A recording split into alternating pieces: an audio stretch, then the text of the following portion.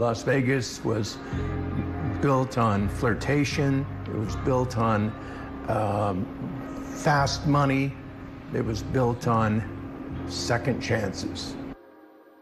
That's longtime Las Vegas celebrity columnist Norm Clarke, who's had his share of second chances. Yeah, Norm has covered our city with those short celebrity tidbits that you couldn't put down for a very long time. He retired a while back, and he's had a long battle with cancer, but he did receive some life-changing treatment at comprehensive cancer centers. Yeah, and we wanted to check in with Norm and see how he's doing now.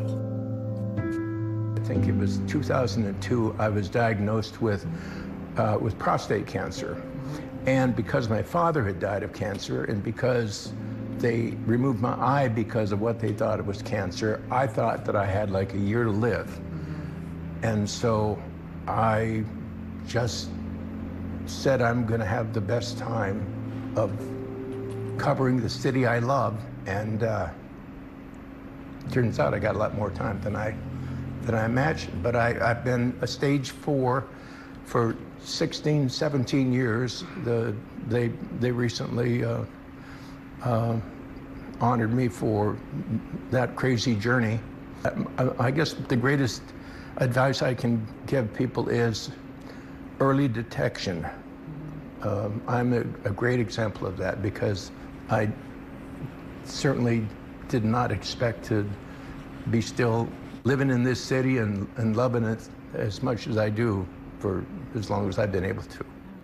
Norm has had his struggles, but he is thankful to the comprehensive cancer centers and its doctors. He says it is proof that cancer can be a long-time illness, not a death sentence. And that is what we like to hear from Norm and his prognosis. Well, we also wanted to hear more about Norm's life, covering entertainment and celebrities here in Las Vegas. And we wanted to get into some of those salacious stories that he covered for so many years here. Yeah, he has got some good ones. He's currently writing another book, and of course, the Vegas stories are endless. It was the world's greatest buffet of entertainment news. There was so much going on, and it was my AP background that allowed me to come up with a question, get a great answer, and I had a tidbit this long that could have been the lead story 9 out of 10 days. I thank the AP for that. I was so lucky to be able to find exactly what it was that I wanted to do and that I was able to develop. And, you know, nobody's really doing what you did, really. I mean, you took tips and gossip and rumors and made them into stories. I had you in the column. I was in the column. I hope you've forgiven me for it. I thought, oh, Norm, you little devil. I'm surprised I didn't get find a bomb in my car like one of the old mobsters. Oh, they always said you never wanted to end up in Norm's column. And I was like, now I understand why. One time, at midnight, I heard a ping, and it was somebody that worked on the Elton John show where he had gotten angry and he had thrown water all over. Remember that thing where he had it through a fit? And at midnight, I made a couple calls, confirmed it. I think I got it on the RJ website by 1 o'clock. Britney Spears went into a place at 12 o'clock. I got the tip, I called the RJ, and I said, any chance I can add this to sightings?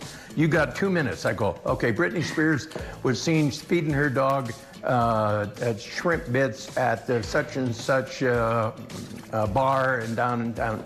I think 2 days later is when she got married. One of my stock and trades was celebrities behaving badly. That upset some people.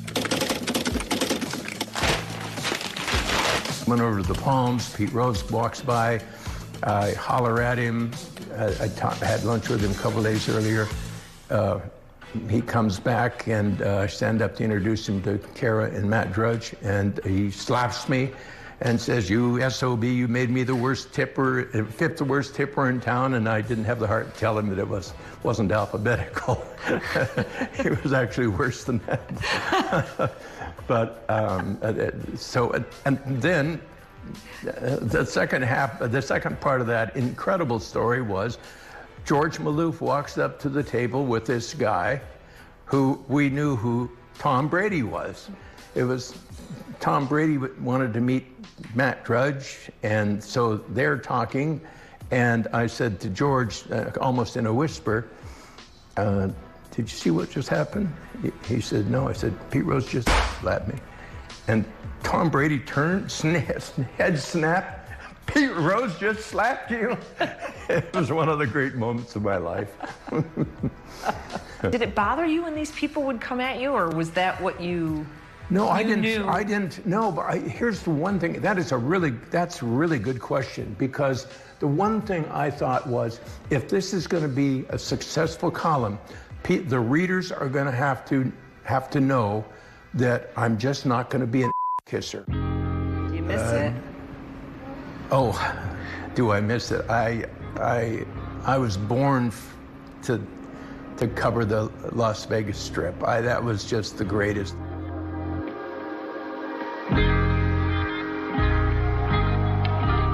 Well, you can tell how much Norm loved his job. We talked for a very long time, on camera and off camera. It was hard to condense it all. Well, it's because there's so much to talk about and such a storied experiences from Norm. Well, Norm was also known, something we didn't put in the story is, the Palms was such a hot spot, let's put it that way, for a very long time. And Norm was really part of making that happen. He would do those celebrity sightings all the time, and it would make people want to go to the Palms. Yeah, and as a matter of fact, Norm said he even got calls from people at other casino properties saying, "Hey, how come you're giving the Palms so much love? Why aren't you talking about our place?" Yeah. And he said, "Well, send me some tips, and they'll go in my column." Right. Yeah, the more tips, the better. Everyone send them in. He was even talking about how another casino group tried to kind of ban him, but then realized, wait a minute, if we don't let him do sightings in our hotel casino, then that means places like the Palms are going to get all the sightings, and everyone's going to go there. Well, it's that old adage, any publicity is good publicity.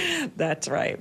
Well, listen, we wish Norm the very, very best. We are so glad that he found a local place here in Las Vegas, comprehensive cancer centers, to help him along with his health. And of course, we'll keep in touch with Norm as the years go by.